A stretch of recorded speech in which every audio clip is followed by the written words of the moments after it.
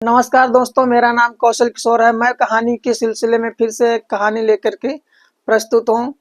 ये कहानी एक ऐसी है कि जिसमें लगता है कि कहीं न कहीं सच है या झूठ है, लेकिन जब काफ़ी छानबीन जांच पड़ताल की गई तो पता लगा कि कहानी सच है। और यह मामला जो सामने आया है, ये बराबर न्यूज़ चैनल पर चल रहा है। तो मैंने इसकी जो गहराई से छानबीन की तो पता लगा कि यह कहानी सच ही है। ये एक ब्यावर जिले का किस्सा है जो मध्य प्रदेश में पड़ता है। एक लड़की होती है जिसका नाम रीमा है और एक लड़का है जिसका नाम राहुल है। दरअसल ये राहुल और रीमा मिलकर के लव मैरिज कर लेते हैं। ये घर से भाग जाते हैं और शादी कर लेते हैं। और इसके बाद में ये होता है कि इनके माँ बाप जब मिलते हैं, ढूंढ कर लाते हैं, तो लड़की ने माँ बाप को पहचानने से इनकार कर दिया। इस हालात में जब ऐसी स्थिति पैदा होती है, लड़की ही अपने माँ बाप को पहचानने से जब इनकार कर देती है, तो उस माता पिता को क्या लगा होगा, क्या उसके सपने होंगे। इस बात से बहुत ही आघात पहुंचा इनके माता पिता को। फिर उन्होंने जो है थाने में तहरीर दी और जो रिश्ते ख़त्म करने की कार्रवाई होती है उसे पूरा करवाया और बेदखल कर दिया अपने जीवन से इस लड़की को और लड़के को। ज़माने बदलते हैं, चीज़ें बदल जाती हैं, लेकिन कुछ इतना बदल जाए कि लड़की माँ बाप को पहचानने से ही इनकार कर दे। माँ बाप को इतना आघात हुआ, इतनी आहत पहुंची, माँ बाप ने इसको एक जो मृत्यु भोज का कार्यक्रम होता है वो रख दिया, लड़की को मृत घोषित कर दिया।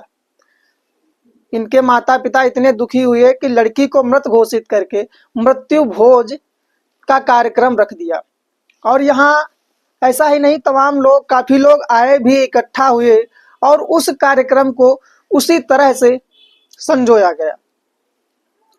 खासकर बात यह थी कि बदलते ज़माने में इस पिता ने बताया कि ट्रक ड्राइवर होते हुए भी अच्छी शिक्षा दी, अच्छी पढ़ाई करवाई और सारी चीज़ें इतनी बेहतर करवाने के बाद लड़की ने जो कदम उठाया उससे इसके माँ बाप इतना दुखी नहीं थे।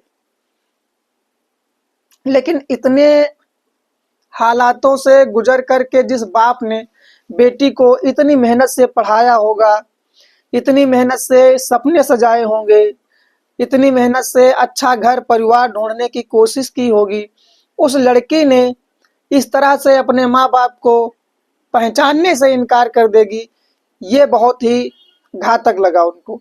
यह समय उनके लिए बहुत ही दुखद था जब लड़की ने थाने में कहा कि मैं इन्हें नहीं पहचानती हूँ कि ये कौन है।